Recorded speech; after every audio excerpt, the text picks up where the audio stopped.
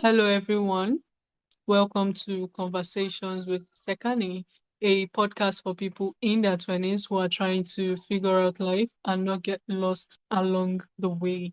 Today's guest is DiGeronimo, a four-time award-winning author, keynote speaker, and author of the Together We Seek podcast. After spending more than 2 decades as a technology leader in Silicon Valley, JJ found herself at a crossroad that led her on a profound journey of personal and spiritual discovery. Today, through her books, speaking, and her 6 phases of spiritual awakening framework, she helps people understand where they are in life's journey, trust their inner wisdom, and embrace their unique gifts they were created to share. JJ, welcome to Conversations with Sekani. It's a pleasure to have you on. Hello, thank you so much for joining me. And I'm excited to share with you some of the crossroads that I experienced way later in life that I wish I knew about in my 20s. All right. Okay. So talking about your 20s, I want you to take us back, right, to your 20s. I would like to say, who were you then, and what dreams or ambitions were shaping you then? Well, in my 20s, I was really trying to work to get a stable job, one that paid more than minimum wage. And, I was able to attend classes and go to college unexpectedly. And when I was there, they asked me what I wanted to learn, and I asked them what pays. Because I had been working most minimum wage jobs most of my life, and I knew that it was really hard on my body, took a lot of work. And if I was going to spend money on going to college, I really needed to figure out a degree that was going to open pathways for me in the future. Hmm. Wow. All right. Okay. I think that is what most young adults are actually doing today, right? We're trying to all do what pays, right? But looking back, would you say that was like a good decision you made? Well, I definitely think I was asking the right questions. I think a lot of people, at least in the States, go to college not really thinking about the outcome. And since I really didn't have a safety net or somewhere to go back to, other than my, grocery store job and my retail job, I needed to have a path. And so, even though it was very difficult for me to study computers, and it did not come naturally, I did it because I knew it would open doorways. And I feel like in my 20s, I didn't realize it, but I was really working to open doorways for opportunities because like I said, I didn't really have a lot to go back to, and I needed to create an opportunity for myself. And so, getting an education, getting certifications was the thing that opened doorways for me. Hmm. Wow. Ooh, all right. So yes, thank you, JJ, for sharing that wonderful one with us, right? So the thing is, you built a successful career in Silicon Valley. So what first drew you into the world of like technology? Well, as I mentioned, I really needed to get a degree that paid, and technology, everybody was hired out of that degree. I didn't first land in technology. I applied for some jobs with some consulting firms. I was lucky enough to work really hard, and I was able to do really well in my classes. So I got a lot of opportunity from my teachers, and I interviewed for different jobs, and I did get many jobs coming out of school, which was great. But I really wanted to work at a consulting firm. And when I first applied to that consulting firm, I was told no, they didn't want me. So instead of being sad or crying, I went back to the computer lab and I reapplied for the job. But instead of Hmm. applying in my local city, I applied in cities throughout the United States. And then they interviewed me again, and that time I got the job. Hmm. Wow. Ooh, all right. So thank you, JJ. Now I want us to talk about, your journey of awakening, right? So for after more than 20 years in technology leadership, what was the turning point that inspired you to begin exploring spirituality and inner transformation? Well, I think for me, it was a lot about trying different things and, realizing that life is not just about working and making money, that life is about our connections, the way we talk to ourselves, how we align with things that make us feel good. I think much of society is focused on the money we make, the job title we have, and getting there, which I think can be helpful, but you really do need to balance that with the inner work that some of your guests have talked about in the past, such as the shadow work and the inner work, is so important because a lot of times so many of us focus outward and we really need to work both outward and inward. And I think I didn't do that for a lot of years. I worked outward, striving for so much of what I needed um, to be fulfilled by my title, my salary, and different milestones. And I had to take the time to do the inner work.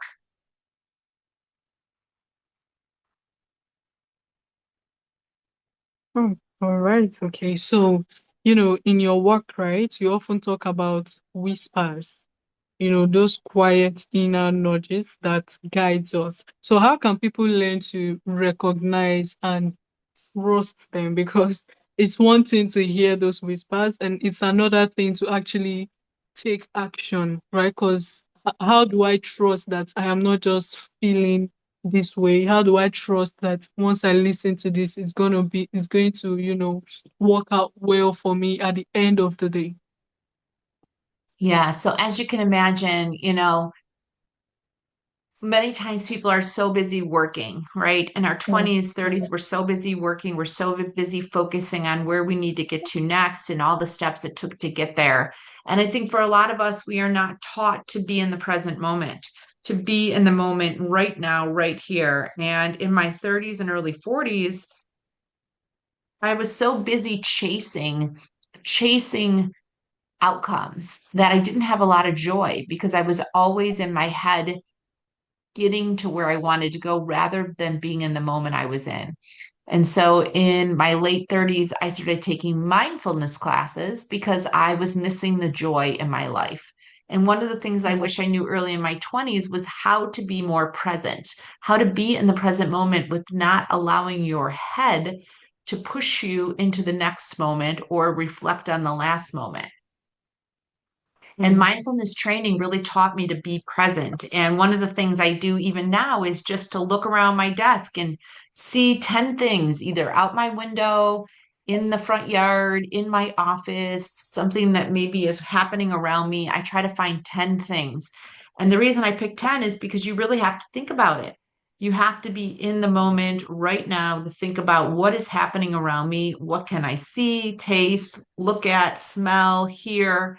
And I think for many of us, practicing being in the moment is probably the greatest gift you can give yourself because so much happens in this moment right now that is full of joy, that is full of meaningful connections and meaningful experiences. And I think I wish I would have learned this much earlier in my career.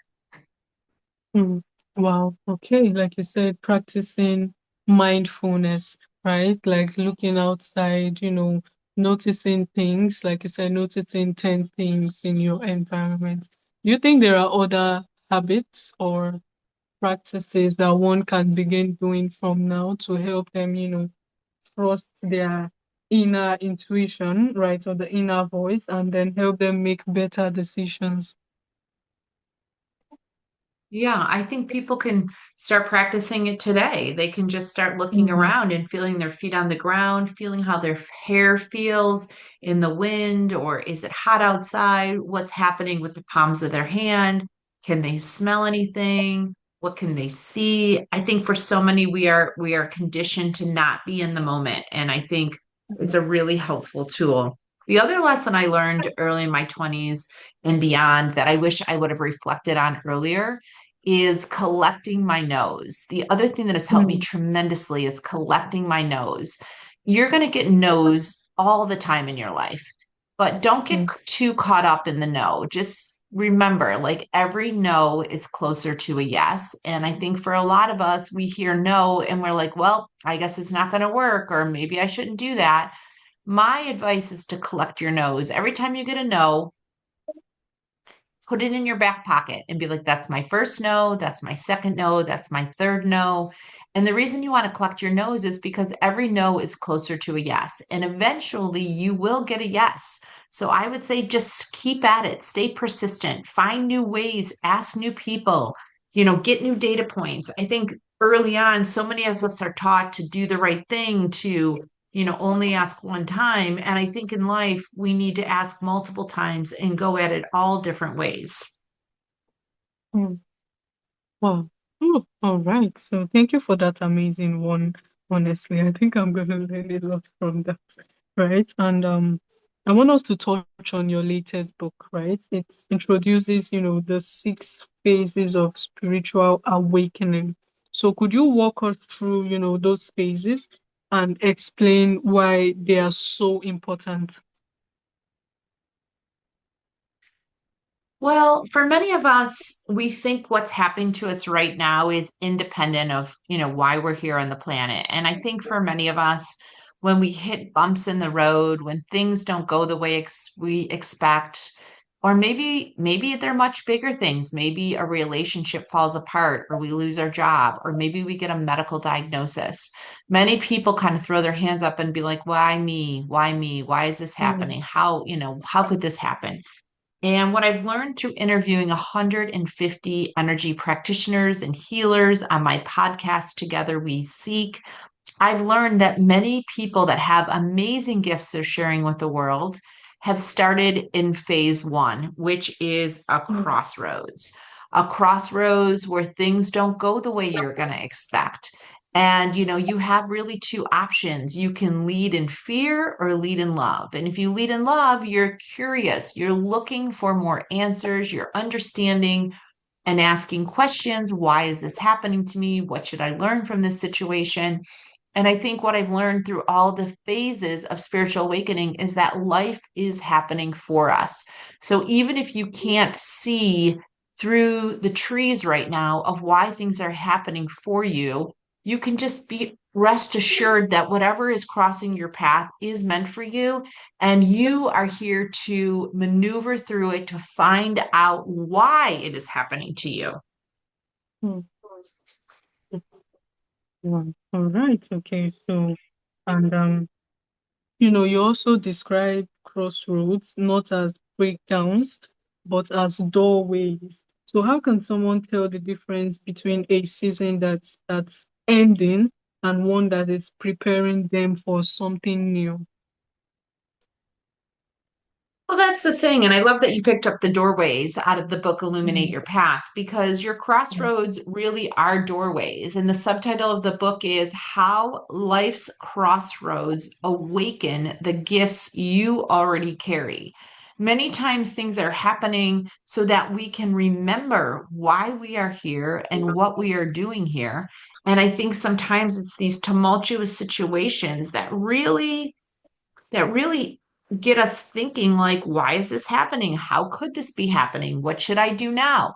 And I think the second phase that many people should really think about is getting curious, really exploring why things are happening and what things that are pulling you towards them. So is there a book? Is there a class? Is there a conversation? Is there a new community? I talked to a woman yesterday. She's going through a really difficult breakup, and we talked a lot about all the things that were happening. And I asked her, what are you curious about? What do you want to do? And there's a group, a church, a group of people she wants to start getting involved with. And, I encourage her to start getting more curious, going to these events, getting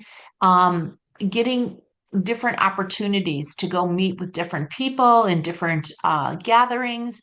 Really try to figure out what is exciting to you and what are you excited about, because usually whatever interests you, whatever you're curious about, is really where you should put your time and energy, because oftentimes that has messages, connections, and people that can help you on your journey.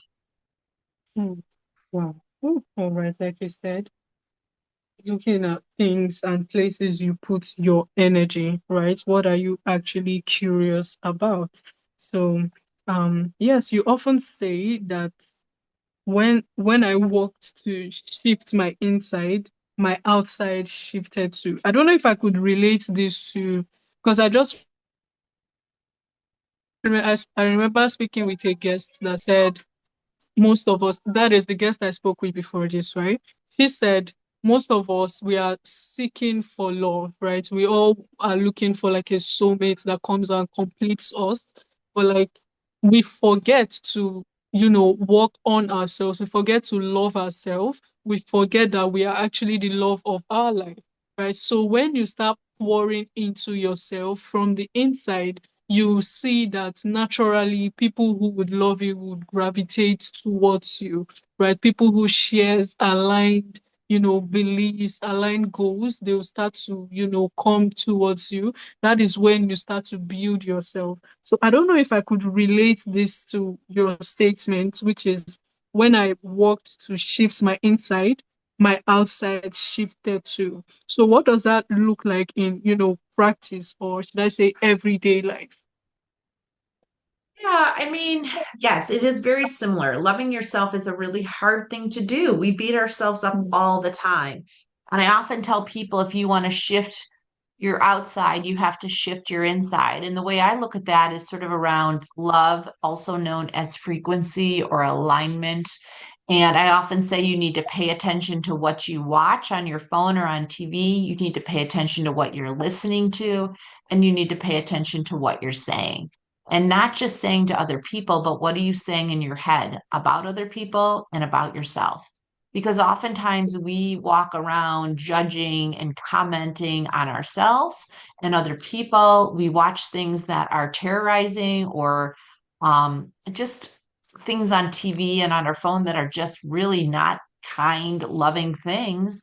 And we listen to things too that are just negative. And I think if you want to shift your outside, you have to shift the inside and really thinking about mm, yourself as an energy level or a frequency that really helps you kind of get a gauge on what you're doing on the inside, and that will alter what's happening on the outside. mm. Wow. Oh, all right. So, yes, thank you, JJ, for, that wonderful explanation. Right. So I want us to take life lessons from this conversation, right? Because many young adults today, they feel pressure to have their entire future figured out, right? So what would you say to someone who feels uncertain about their path? If you feel unsettled about your path, just remember it's a point in time. Like being in my 50s now, yes, there were many points in time in my life where things did not feel aligned. I wasn't sure why, but if I had to give myself advice, I would say to find things that you're excited about, find Mm, things that inspire you. I feel like so many of us keep doing what we know to do and don't spread our wings or spread our net wider. And I would say to get the courage to really explore things that are of interest to you. I am a big believer in chasing your joy, meaning what brings you joy? And are you doing those things each week? Do you have those things in your schedule? If you love nature, are you out in nature? If you love books, are you reading books? If you love people, are you organizing events with people and gatherings?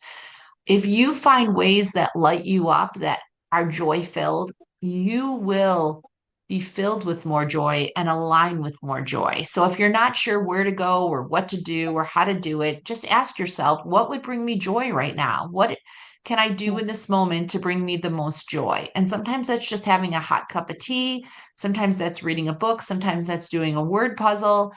I feel like for a lot of us, we don't know where to start. And the best thing you can do is just ground yourself, be in the present moment, and ask yourself, what would bring me the most joy in this moment? mm. Wow. What will bring me the most joy in this moment? And like you said, find things that, inspire you, things that interest you, actually. So, yes, thank you, JJ, for this amazing one. And I would like to ask, right, finally, looking back over your own journey, what has been the greatest lessons you've learned about purpose, faith, and becoming the person you were created to be. Well, I think the most important lesson that I've learned is one, we've chosen to be here right now. So if you really think about that, you've chosen to be right here, right now. Things might not be going the way you want. You might not be in the right job or the right relation, but you have a choice. And I think using your energy, your choices, and your voice to align to what matters to you. So much of society fills us up with fear and self-doubt, and that can be all consuming. And you could just be like, well, I'm fearful, or I just don't think I can do it, or I just don't know. Yes, you could do that, but you'll be in a holding pattern for a very long time. Mm. So I would say to really believe in what you're doing, believe in who you are, and make steps or take steps with action to get you to align with what is important, what brings you joy, and what you can really do. Because the more that you align to those things, the more likely new doorways will open. So, really ask yourself, am I being a victim in my own life? Am I drowning in self doubt and fear, or am I sharing light and love? And do I believe in what is possible? And I feel like you have to make that shift internally to make that shift externally. Oh, all right. So, like you said, believe in yourself, and not just believe, take steps, right? Because it's one thing to believe, it's another thing to, take conscious steps, right? So, the both are actually really important, right? And it brings me to the final segment of my podcast. It's called the rapid fire segment. You could either answer with a word or a phrase, starting now. So, what is one word that describes your 20s? Exploration. Hmm. Exploration. Wow. So, what is a book that has had a lasting impact on your life? Think and Grow Rich by Napoleon Hill. Hmm. Think and grow rich. All right. So, what is one daily practice that keeps you grounded? Standing outside in my bare feet. Hmm. Hmm. And finally, what is one piece of advice every young adult should hear? That you get to decide if you want to live in fear and doubt or love and light. This is not something that just happens. You have to make a conscious effort to live in love and light. Society, media, entertainment will flood you with fear and doubt, and you need to consciously decide to live in love and light and believe that you are worthy of being here and that you are here for a reason. Hmm. Wow. Oh, all right. So, yes, thank you, JJ. This has been amazing. And finally, before you go, where can listeners get to, learn more about you and also connect with you? I think the best thing you can do to find me is you can find me on social platforms under JJ DiGeronimo. You can take the quiz to determine where you are in your awakened journey. That's quiz.jjdgeronimo.com, or you can find me on my website, jjdgeronimo.com. Hmm. All right.